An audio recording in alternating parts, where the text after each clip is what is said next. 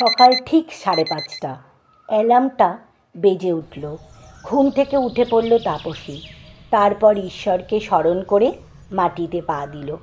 তখন থেকেই কাজ শুরু হলো। বড় ছেলে বুবাই আর বুবাইয়ের বাবা অফিসে বেরোবে, তাই সকালে সমস্ত কাজ সেরে তাপসী রান্না বসায়।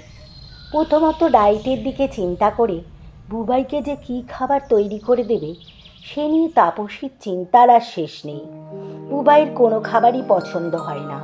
ও বলে, মা, দিন দিন কী যে রান্না করছো, একটু সময় নিয়ে রান্না করলে রান্নাটা তো ভালো হয়। বুবাইয়ের সাথে ওর বাবাও সুর মেলায়। তাপসী ওদের কথার কোনো উত্তর দেয় না। ও ঘর থেকে বুবাই বলে, কি হলো মা, চার জলটা দাও, আমাকে তো বেরোতে হবে। বুবাইয়ের বাবা একটু ইতস্তত হয়ে বলল, তাপসী, বুবাইকে আর কতদিন ছোট করে রাখবে? এবার একটু কাজ শেখাও, অন্তত জলটা নিয়ে খাওয়া শিখো। তাপসী অবশ্য এর জন্য নিজেকেই দায়ী করে। সে শুধু বুবাইকে বলতো, বুবাই, তুই শুধু মন দিয়ে পড়াশুনো কর, বাকিটা আমি সামলে নেব। এখন তার ফল ভোগ করছে। বুবাই অবশ্য ভালোই তৈরি হয়েছে। সে একটা কলেজে প্রফেসরি করে। কি হলো মা, তুমি কি করছো বলো তো? সেই কখন চার জলটা চেয়েছি। এই যাই বুবাই। এই বলে তাপসী চার জলটা বুবাইকে দিতে যায়। কি যে করো না মা, একটু সকাল সকাল উঠলে কি হয়? তাহলে তো এত ছোটাছুটি করতে হয় না। তাপসী কথাটা খুব কষ্টে হজম করলো। এই তো সেদিন তাপসীর পিসির শাশুড়ি বলছিল, তাপসী, ছেলের তো বিয়ের বয়স হলো গো, এবার ছেলেটার বিয়ে দাও। বিয়ে বললেই তো বিয়ে হয় না। তা কি জানি বুবাই কাউকে পছন্দ করেছে কিনা। বুবাই এ সম্বন্ধে কিছুই বলে না, তবে ফোনে অনেকক্ষণ কার সাথে যেন কথা বলে।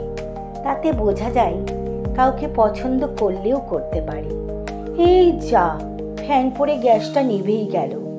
বুবাইয়ের বাবা চিৎকার করে বলল, তাপসী, ও তাপসী, অনেক বেলা হলো, এবার চাটা দাও।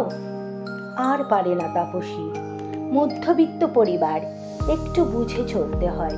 ছোট ছেলে টুকাই ইঞ্জিনিয়ারিং পড়ছে, তারও একটা খরচ আছে। তাই তাপসী কাজের লোক না রেখে নিজেই সব সামলায়। এদিকে বুবাইয়ের বাবাকে চা দিতে গিয়ে কিছুটা জল মেঝেতে পড়েছিল, তাতেই পিছলে গেল তাপসী। হাত থেকে কাপ প্লেটটা পড়ে ভেঙে গেল। বুবাইয়ের বাবা ছুটে গিয়ে হাত ধরে তাপসীকে টেনে তুলল আর বলল, কি যে করো না তাপসী, একটু ধীরে সুস্থে কাজ করলে এমনটা হয় না। যাও, তুমি একটু বিশ্রাম নাও, আমি বাকি কাজটা করে নিচ্ছি। তাপসী উঠে দাঁড়িয়ে বলল, আমার কিচ্ছু হয়নি, শুধু কাপ প্লেটটাই ভেঙে গেল। তুমি বসো, আমি চা আনছি। কি হলো মা, জামা প্যান্টটা দাও, এরপর বেরোলে ট্রেনটা পাবো না। এই যাই বুবাই। এই বলে তাপসী একটু খোঁড়াতে খোঁড়াতে এসে বুবাইকে জামা প্যান্ট দিল আর বলল, ঠিক সময় খেয়ে নিস কিন্তু। মা, তুমি সেই এক কথা বলো, আমি কি ছোট আছি?